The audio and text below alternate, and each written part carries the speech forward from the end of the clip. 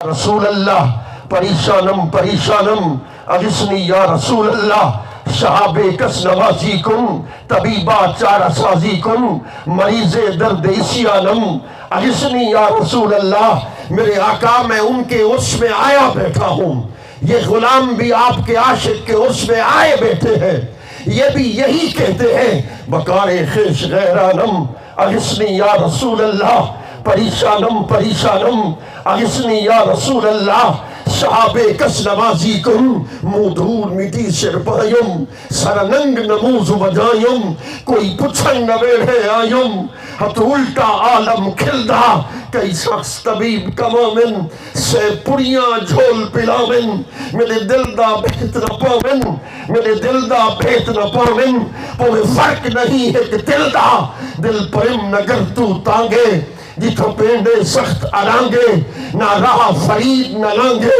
یہ پند بہو مشکل دا کیا حال سناما دل دا کوئی محرم راس نہ ملتا۔ پھر ادھر تو پہنچنے کے لیے پیر فرید بھی رونے لگا نا اور رو رو کر کہنے لگے اللہ اکبر۔ جب جامی کو یقین ہو گیا کہ سرکار منظوری نہیں دیں گے تو پھر ایک کاغذ پہ لکھا سگت را کاس جامی نام بودے کہ آمد بر زبانت گاہے گاہے۔ ان کو یقین ہو گیا منظوری نہیں ملے گی تو پھر اتنا لکھا آقا اپنی گلیوں میں پھرنے والے کسی ایک کتڑے کا نام جامی تو رکھ دو نا، بس جامی جامی کر کے بلاؤ گے میں اپنے آپ کو خوش نصیب سمجھوں گا کہ میرا نام تو آپ کے لبوں پہ آ چکا ہے۔ مگر میرا پیر فرید کہتا ہے جامی یہ آپ کو مبارک ہے، آپ سچ کہتے ہوں گے مگر مجھ سے پوچھئے تو میں یوں کہوں گا تو نے دھکڑے دھوڑے کھاندڑیاں تیرے نام تو مفت وکاندڑیاں تیرے باندیاں دی میں باندڑیاں تو نے دھکڑے دھوڑے کھاندڑیاں تیرے باندیاں دی میں باندڑیاں تیرے درد کتیاں نال ادب یا سپاہی راہ۔ میرے آقا عرش پاک کی خیرات صاحب عرش ضرور بانٹا کرتے ہیں تو عرش پاک کی یہی خیرات مانگنے کے لیے یہ بھی آئے بیٹھے ہیں، ہم بھی آئے بیٹھے ہیں۔ حضور کی بارگاہ میں نے لفظ کہا، میں نے اپنے دل سے کہا اور اب بھی کہہ رہا ہوں حضور آپ کے در کا غلام بن کر ادھر حاضر ہوتے ہیں، غلامی قبول کر لیجئے۔ بس یہی کہہ رہے ہیں یار سپاہی راہ آوس مادڑے کول مگر نہ مر جائیں گے، مگر نہ مر جائیں گے، اللہ کی قسم مر جائیں گے مگر نہ دھوگن تیری شک دے رہم تانگاں گھڑیاں چاہیں بہوں کھپ کھپ کرن آہیں بہوں تب تب اٹھن باہیں بہوں ماہی پنل دلی لٹی دل لٹ کے گیا راہی پٹھی گزری فرید آخر عمر آئی نہ دل بردی خبر۔ یہی خیرات لینے کے لیے آئے ہیں یار سپاہی راہ آوس ماگڑے کول ایک لکھ دے دین نو لکھ دے سا۔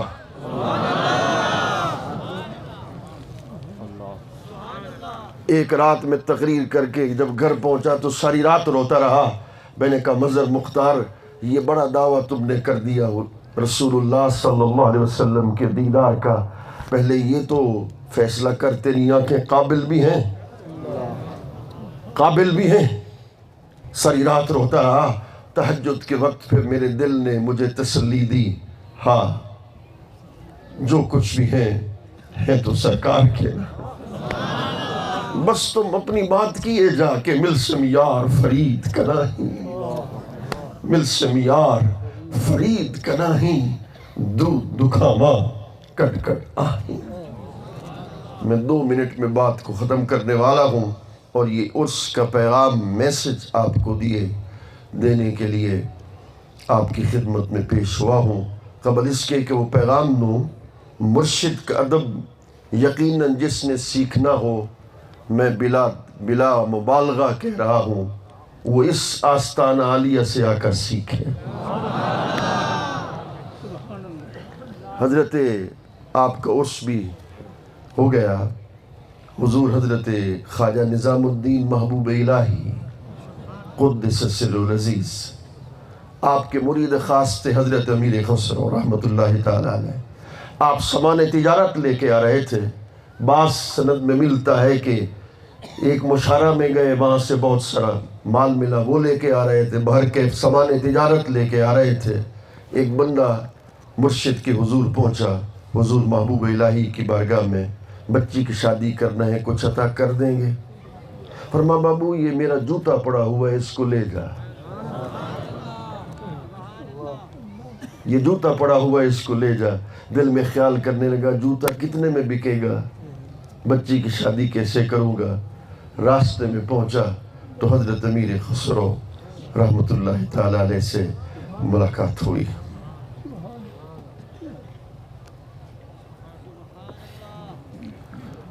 اور جب ملاقات ہوئی تو ملاقات میں آپ نے فرمایا، جب اس کو قریب کیا، فرمایا تمہارے جسم سے مجھے اپنے مرشد کی خوشبو محسوس ہو رہی ہے. میرے مرشد سے مل کے آئے ہو؟ کہا حضور مل کے آیا ہوں، یہ نال مجھے عطا کر دیا ہے. فرمایا مجھے دے سکتے ہو؟ کتنے میں بیچو گے؟ جتنے میں آپ لے لیجئے.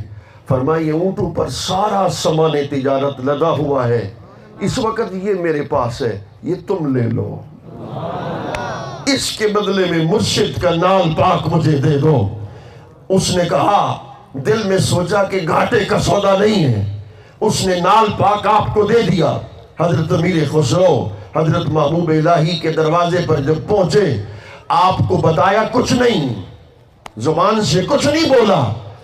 آپ نے اپنی زبان مبارک سے فرمایا جو سودا کر کے آئے ہو یہ مت سمجھو کہ بڑا سودا کر کے آئے ہو، بڑا معمولی سودا کر کے آئے ہو.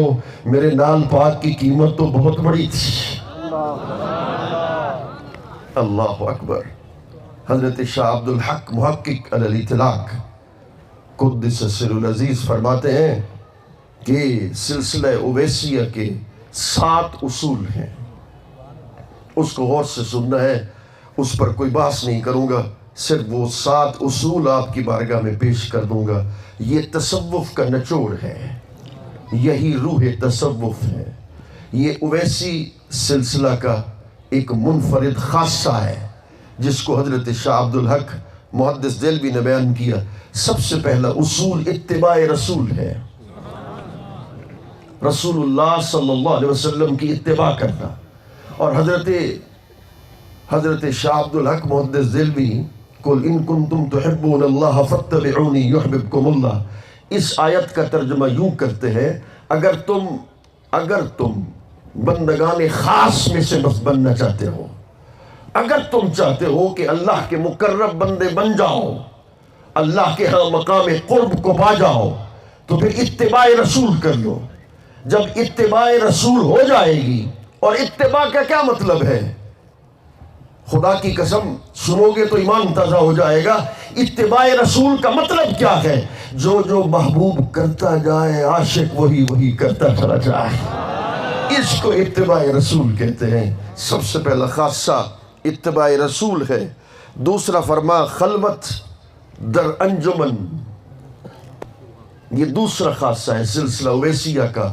خلوت در انجمن، وہ مجلسوں میں بیٹھا ہو مگر دل کی تار رب سے جڑی ہوئی ہو. یہ سلسلہ اویسیہ کا یہ دوسرا اصول ہے. حضور غوث اعظم جیلانی قدس سر العزیز کی بارے میں مشہور ہے. آپ جلوگر تھے، ایک شخص آیا، جہاز ڈوب گیا، فرمایا الحمدللہ. 3 دن کے بعد آیا، جہاز ڈوبا نہیں، بڑا نفع ہوا، فرمایا الحمدللہ. یہ دونوں نفع نقصان کے جواب میں الحمدللہ ماجرا کیا ہے؟ فرمایا جب تم نے نفع نقصان کی خبر دی، میں نے دل کو دیکھا، نہ مجھے میرے دل کو ضرورت تھی نفع کی، نہ دل کو ضرورت تھی نقصان کی، وہ تو میرے رب سے لو لگائے بیٹھا تھا. خلوت در انجمن، کہ وہ مجلس میں بیٹھا ہو مگر دل کے لو اللہ سے لگائے بیٹھا ہو. یہ دوسرا اصول ہے. تیسرا اصول خاموشی در سخن. اللہ اکبر. اس کا مطلب یہ ہے کہ قرآن مجید میں سورہ مومنون میں اس اصول کو بیان کیا گیا، والذین هم عن اللغو معرضون، کہ وہ بیہودہ باتوں سے اعراض کرتے ہیں، بیہودہ باتوں سے اعراض کرتے ہیں. چپ بیہودی گفتار کنوں. یہ حضور کے لیے پیش کر رہا ہوں. میرے دادا یوں پڑھتے تھے، فرماتے تھے چپ بیہودی گفتار کنوں. وہ کہتے کہ عاشق پیر فرید یہ کیسے کہہ سکتا ہے کہ عاشق کے زبان سے بیہودہ گفتگو کیسے جاری ہو سکتی ہے؟ یوں کہ چپ بیہودی گفتار کروں. اس کا مطلب کیا ہے کہ جب بھی زبان سے بولے، نطق بالثناء علی اللہ، جب بھی زبان سے بولے تو اللہ کی تعریف میں بولے. اس کو عاشق کہتے ہیں. چوتھا اصول آپ فرماتے نظر بر قدم. نظر بر قدم کا کیا مطلب؟ ہائے ہائے، اس کا تم مطلب سمجھو گے تو ایمان تازہ ہو جائے گا. یہ سلسلہ اویسیہ کا یہ چوتھا اصول ہے کہ جو مرشد کے قدموں کے پر سر رکھ کر زندگی گزارے گا، مرشد کی تعلیمات پر کامل تتبع کرے گا، اسے ہی مرشد کا فیض مل جائے گا. اسے ہی مرشد کا فیض مل جائے گا. پانچواں اصول یہ ہے ہوش در دم. اس کا کیا مطلب ہے کہ فرمایا کہ جب وہ سینے سے کوئی اگر سانس نکلے تو غفلت کا سانس نہ نکلے. ہر وقت سینے سے اگر سانس نکلتا ہو تو پھر غفلت کا نہیں. پھر سانس جب نکلے تو اسی کو تو ولی کہتے ہیں. اذا کان القلب مستغرقا فی نور معرفت اللہ ان نطق بالثناء علی اللہ وَإِن تَحَرَّكَ فِي خِدْمَةِ اللَّهِ وَإِن رَعَى دَلَائِلَ قُدْرَةِ اللَّهِ وَإِنِ اجْتَهَدَ فِي طَاعَةِ اللَّهِ وَهَذَا الشَّخْصُ يَكُونُ وَلِيًّا لِلَّهِ. امام راضی فرماتے ہیں اللہ کے ولی کی نشانی بھی یہ ہے بولے تو اللہ کی تعریف میں بولے، قدم اٹھائے تو اللہ کے دین کی خدمت میں قدم اٹھائے. آپ فرماتے ہیں اللہ اکبر، اگر وہ کوشش کرے تو اللہ کی طاعت میں کوشش کرے. جس کے اندر یہ تمام درخواستیں آ جائیں سمجھ لو کہ وہ اللہ کا ولی ٹھہر گیا ہے. آپ فرماتے ہیں کہ پردہ پوشی کرنا یہ چھٹا نکتہ ہے اور آخری نکتہ ہے زہر نوشی. ہائے ہائے، اللہ اکبر. بس آخری نقطوں پر ایک جملہ عرض کر کے رخصت چاہتا ہوں. فرما پردہ پوشی، کسی کے عیب کو دیکھ بھی لو تو اس پر پردہ ڈال دینا. حضرت شاہ سلیمان توسوی امام العرفاء تھے قدس السر العزیز. آپ سے کسی شخص نے پوچھا کہ رات کے وقت آپ کی جو زمین ہے اس کی کپاس کو کوئی چن جاتا ہے، چور آتا ہے چن جاتا ہے، اب پردہ پوشی دیکھو چن جا. فرما بابو جب چور آئے تو مجھے ضرور بلا لینا، جب چور آئے تو مجھے ضرور بلا لینا. چور آ گیا تو حضور کو بلا لیا گیا. آپ نے نماز شروع کر دی. چور آیا، پکڑ کے لے آئے حضور کی بارگاہ میں. تو فرمایا تیرا کیا نام ہے؟ اس زمانے میں محمد، ان کے دور میں اس علاقے میں محمد کہتے تھے. محمد یعنی بولی میں فرق ہے.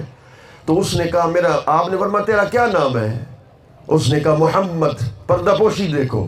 آپ نے فرمایا تیرا کیا نام ہے؟ پھر کہے. اس نے کہا محمد. آپ نے کہا فرمایا پھر کہے. اس نے کہا میرا نام محمد ہے. آپ کو وجد آ گیا. آپ نے فرمایا کون کہتا ہے یہ چور ہے؟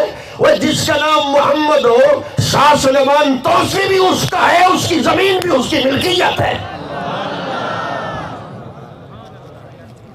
پردہ پوشی کرنا اور زہر نوشی، اس کا کیا مطلب ہے کہ مصائب ملیں، آلام ملیں، پھر ان پر صبر سے کام لینا. یہ 7 اصول ہیں سلسلہ اویسیہ کے، جو ان پر عمل پیرا ہو گیا تو اسے اس سلسلے کا فیضان مل گیا. کوشش کیجئے کہ اسی پیغام پہ ہم عمل کریں. اگر اسی پیغام پہ عمل کر گئے تو اس کی مقصدیت کو بھی ہم پالیں گے. میں ہر سال ایک بات کرتا رہتا ہوں، آج بھی کروں گا. مرشد اور مرید کا کیا تعلق ہوتا ہے؟ میرے حضور فرید پاک کے فرزند تھے حضور نازک کریم غریب نواز. ان کے ایک مرید نے قتل کر دیا. قاتل بھی مرید، جس کو قتل کیا تھا وہ بھی آپ کا مرید. تو مرید پہنچا حضور. قاتل کے باپ نے کہا کہ میرا بچہ تو قتل ہو گیا، حضور کرم کر دیں، میرے بچے کی سفارش کر دیں۔ مرشد تو مرشد ہوتے ہیں، لجپال تو لجپال ہوتے ہیں۔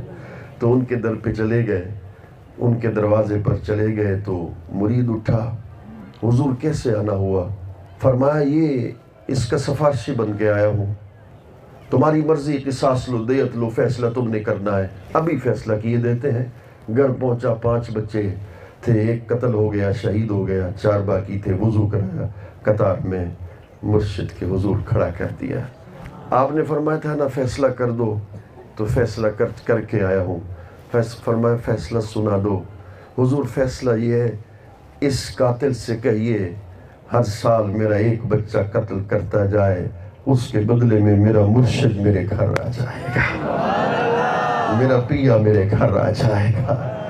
آپ کہتے ہیں فیصلہ کر دوں، دیت لوں، قصاص لوں، میں بھی آپ پر قربان، میرے بچے بھی آپ پر قربان۔ اللہ کریم ہم سب کے حال پہ لطف و کرم فرمائے، عشق رسول ہم سب کو نصیب فرمائے، محبت رسول ہم سب کو نصیب فرمائے، اس درس کا فیضان ہم سب کو نصیب فرمائے۔ ہزاروں کی تعداد میں اس وقت جو مریض فیض یاب ہو گئے، پاکستان کے مستند ترین ڈاکٹرز جو اس وقت یہاں پہنچے، یہ اسی آستان عالیہ کا ہی فیضان ہے۔ رسول اللہ صلی اللہ علیہ وسلم نے فرمایا جو کسی مریض کی تیمارداری کے لیے ایک قدم اٹھائے گا، اللہ اس کو ایک حج کا ثواب عطا کر دے گا، جو قدم کو رکھے گا اللہ اسے ایک عمروں کا ثواب عطا فرما دے گا۔ یہی تصوف ہے، یہی روح تصوف ہے۔ اللہ رب العزت ہمیں تا زندگی اس طرح کی نوکری اور غلامی کی سعادت نصیب فرمائے، میرے حضور کے سائے رحمت دے سلامت فرمائے۔ وما علینا الا البلاغ۔